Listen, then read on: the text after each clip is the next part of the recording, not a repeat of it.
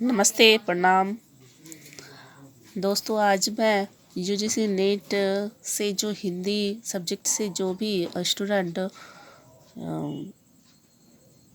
Net की परीक्षा देने वाले हैं उनके लिए ये महत्वपूर्ण प्रश्नोत्तर है।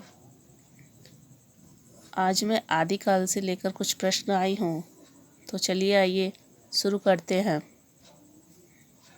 पहला प्रश्न है, आदिकालीन काव्य ग्रंथों में कथा कहने की परंपरा को लक्ष्य करके पृथ्वीराज रासो के संदर्भ में किस आलोचक ने लिखा है? कथा की परीक्षा इतिहास की दृष्टि से नहीं, काव्य की दृष्टि से होनी चाहिए। पुरानी कथाएं काव्य ही अधिक है, इतिहास वे एकदम नहीं है। इसका सही आंसर होगा सी, हजारी प्रसाद द्विवेदी जी।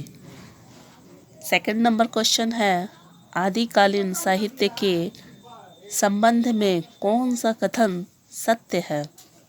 तो इसमें कुछ कूट दिए गए हैं, उस कूट के हिसाब से सही आंसर इसका होगा डी, केवल 3 आदिकालीन साहित्य अपभ्रंश भाषा हिंदी में है।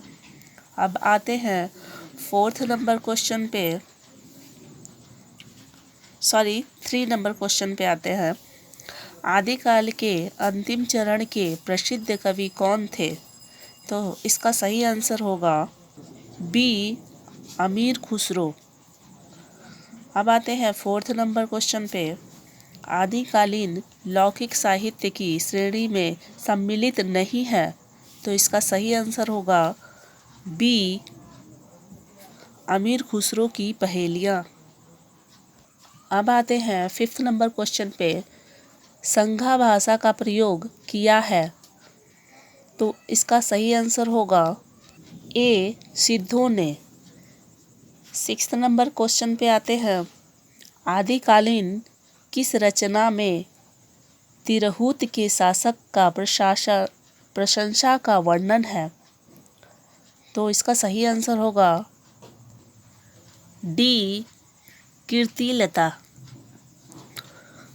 अब आते हैं सेवेंथ नंबर क्वेश्चन पे, हिंदी काव्य में प्रयुक्त होने वाला 12मासा सबसे पहले किस ग्रंथ में मिलता है?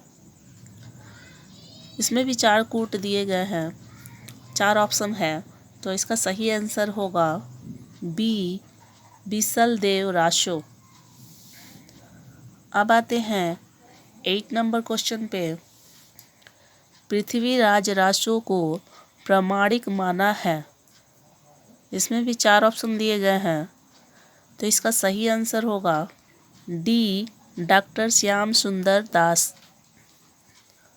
अब आते हैं 9th नंबर क्वेश्चन पे, मैथिली हिंदी में रचित गद्य की पहली पुस्तक है, इसका सही आंसर होगा वर्ण रत्नाकर, बी, वर्ण रत्नाकर है।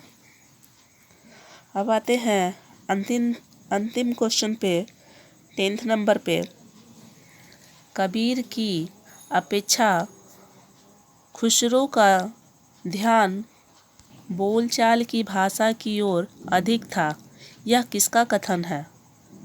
तो इसका सही आंसर होगा डी, रामचंद्र शुक्ल जी का है। तो आज हमने आदिकाल से कुछ क्वेश्चंस किए हैं, तो और आगे हम आदिकाल से क्वेश्चंस करेंगे। इसके लिए आज के लिए बस इतना ही।